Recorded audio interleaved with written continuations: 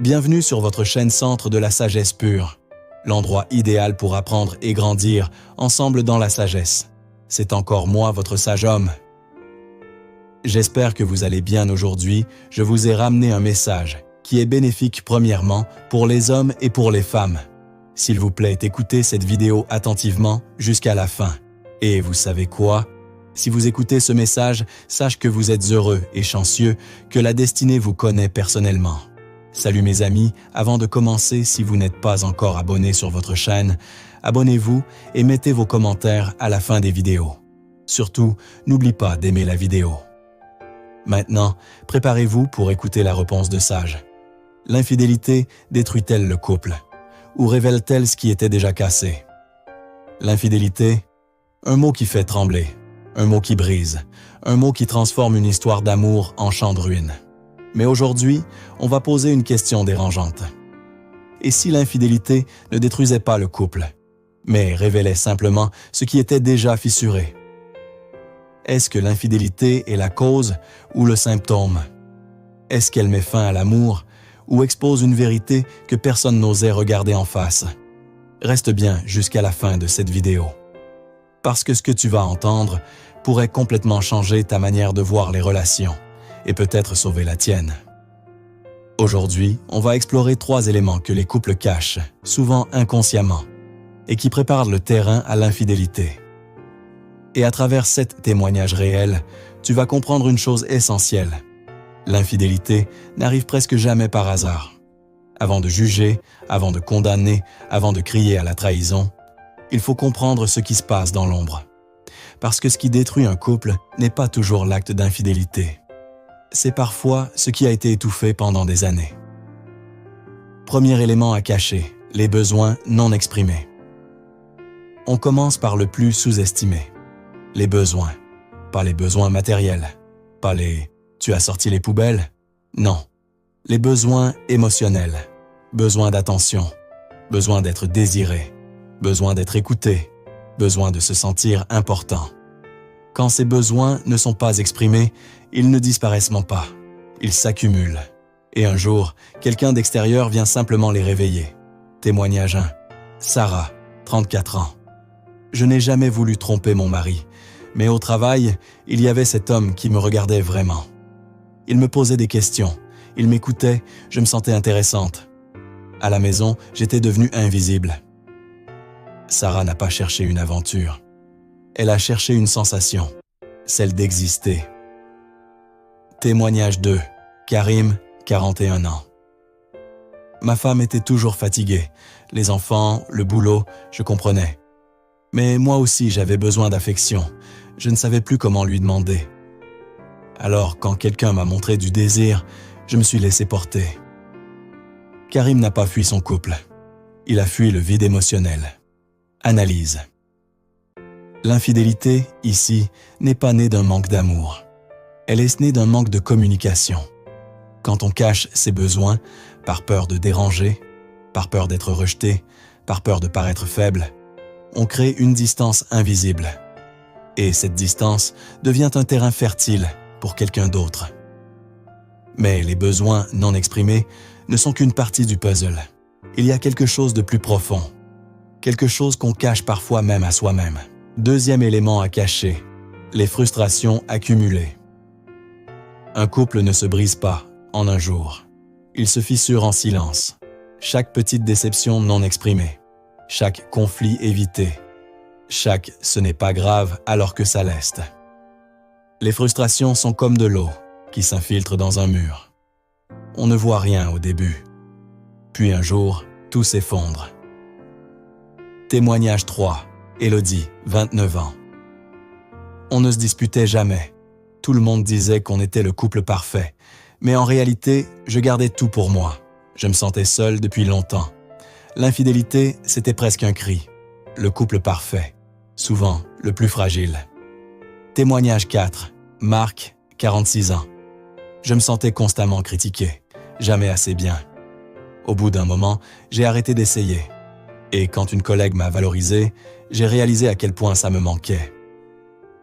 La frustration la plus dangereuse, celle qui touche l'estime de soi. Quand on ne se sent plus respecté, plus admiré, plus reconnu, on devient invulnérable. Témoignage 5. Lina, 38 ans. Je lui en voulais pour des choses vieilles de 10 ans, des promesses non tenues. Je ne lui en parlais plus, mais à l'intérieur, j'étais pleine de rancœur. La rancœur est un poison lent. Elle ne fait pas exploser le couple. Elle le ronge. Analyse. L'infidélité, dans ces cas-là, agit comme un révélateur. Elle met en lumière ce qui n'a jamais été réglé. Et parfois, elle force le couple à avoir enfin les conversations qu'il évitait depuis des années. Est-ce que ça justifie la trahison? Non, mais ça explique pourquoi elle arrive. Transition. On a parlé des besoins, on a parlé des frustrations, mais il y a un troisième élément, plus inconfortable, plus profond, plus dérangeant. Troisième élément, à cacher, les blessures personnelles, non guéries. L'infidélité n'est pas toujours liée au couple. Parfois, elle est liée à l'histoire personnelle. Les blessures d'enfance, la peur de l'abandon, le besoin constant de validation, le sabotage inconscient. Certaines personnes trompent, non pas parce qu'elles n'aiment plus, mais parce qu'elles ne savent pas aimer sainement. Témoignage 6. Julien, 33 ans. Mon père a trompé ma mère toute sa vie. J'ai toujours dit que je ne ferais jamais ça. Et pourtant, quand ma relation est devenue sérieuse, j'ai paniqué, j'ai trompé, comme si je sabotais avant d'être abandonné. La répétition des schémas, terrifiante. Témoignage 7. Amel, 37 ans. Quand quelqu'un me désire, je me sens puissante, vivante. Dans mon couple, tout était stable. Trop stable. J'avais besoin de ressentir quelque chose d'intense. Certaines personnes confondent intensité et amour.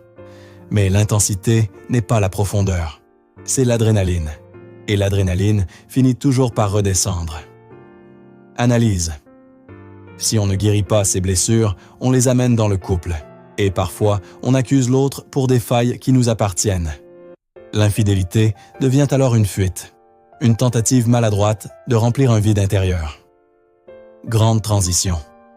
Alors, l'infidélité détruit-elle le couple ou révèle-t-elle ce qui était déjà fissuré? La réponse honnête: les deux peuvent être vrais. Certains couples étaient solides et la trahison les a pulvérisés. D'autres étaient déjà en train de s'éteindre et l'infidélité a mis la lumière sur la vérité. Mais voici quelque chose que peu de gens disent.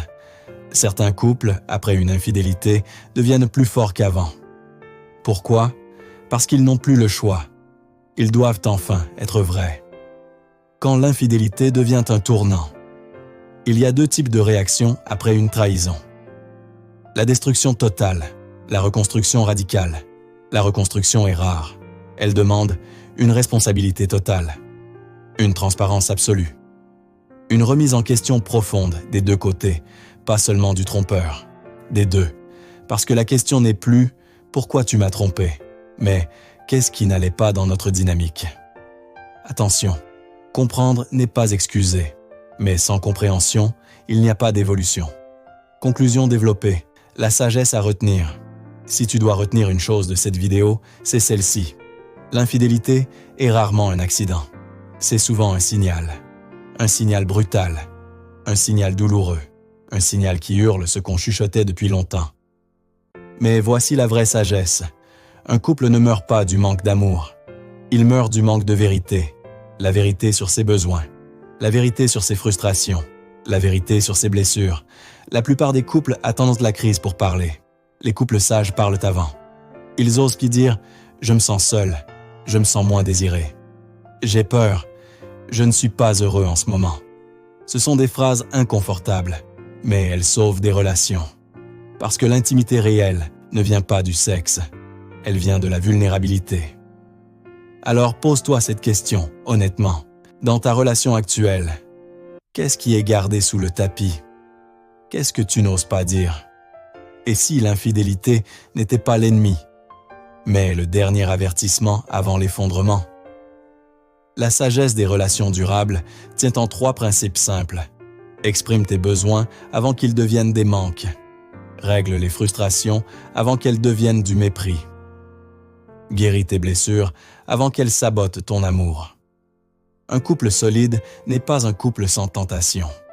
C'est un couple où les deux partenaires se sentent vus, entendus et en sécurité pour dire la vérité.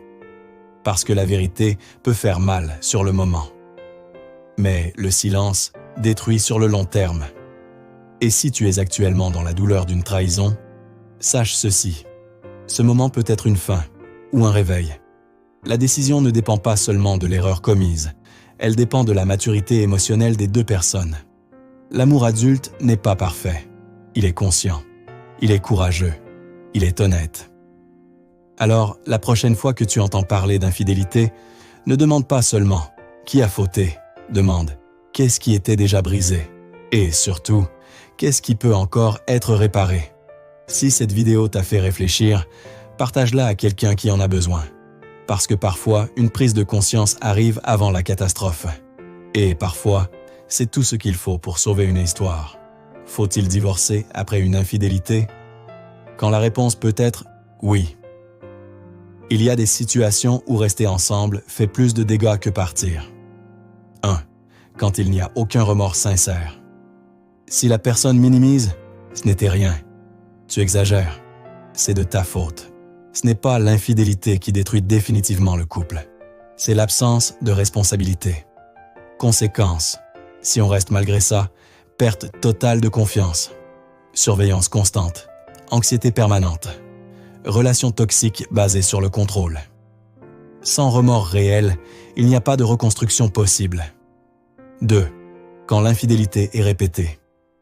Une erreur peut être une faille humaine. Un schéma répété est un problème de valeur. Si la personne a déjà trompé plusieurs fois ou refuse de changer ses comportements. Conséquence, si on reste, dégradation de l'estime de soi. Normalisation du manque de respect, résignation affective. On finit par accepter l'inacceptable. 3. Quand la violence émotionnelle apparaît. Après une infidélité, certaines relations basculent dans les humiliations, les menaces, le chantage, les insultes. Dans ce cas, rester peut devenir destructeur psychologiquement. Conséquence, si on part, douleur intense à court terme, mais récupération de la dignité, reconstruction plus saine à long terme. Témoignage 1.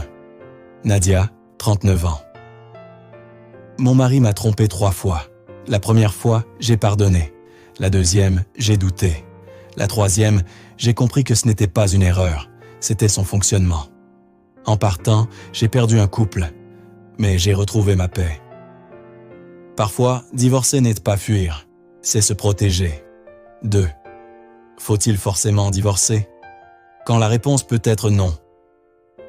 Il y a aussi des couples qui survivent à l'infidélité, et parfois, ils deviennent plus solides. Mais attention, ça demande un travail énorme. 1. Quand il y a une vraie prise de responsabilité. Une vraie prise de responsabilité ressemble à « je n'ai aucune excuse ». Je comprends la douleur que j'ai causée. Je suis prêt à faire ce qu'il faut pour réparer. Sans justification. Sans renverser la faute. Conséquence. Si on décide de rester. Long processus de reconstruction. Conversation profonde. Thérapie parfois nécessaire. Nouvelle dynamique, plus consciente 2. Quand l'infidélité révèle un problème non traité. Certains couples étaient déjà en crise silencieuse. Distance émotionnelle, manque d'intimité, absence de communication. L'infidélité agit alors comme un électrochoc. Elle force à affronter la réalité. Conséquence. Si on reconstruit, meilleure communication, redéfinition des attentes. Intimité plus authentique. Mais ce n'est possible que si les deux veulent vraiment réparer. Témoignage 2. Thomas, 44 ans. Quand ma femme m'a trompé, j'ai cru que tout était fini. On a failli divorcer. Puis on a commencé une thérapie. On s'est rendu compte qu'on vivait comme des colocataires depuis 5 ans. Aujourd'hui, 3 ans plus tard, on est plus proche qu'avant. L'infidélité n'a pas détruit notre couple. Elle a révélé qu'on l'avait laissé mourir en silence. Tous les couples ne survivent pas, mais certains renaissent. Alors, quelles sont les conséquences concrètes? Si on divorce, positif possible, retrouver sa dignité, Sortir d'une dynamique toxique. Repartir sur des bases saines. Difficultés, douleur émotionnelle, impact financier, impact sur les enfants, sentiment d'échec temporaire. Sentiment. Si on reste, positif possible. Reconstruction plus mature, couple plus conscient.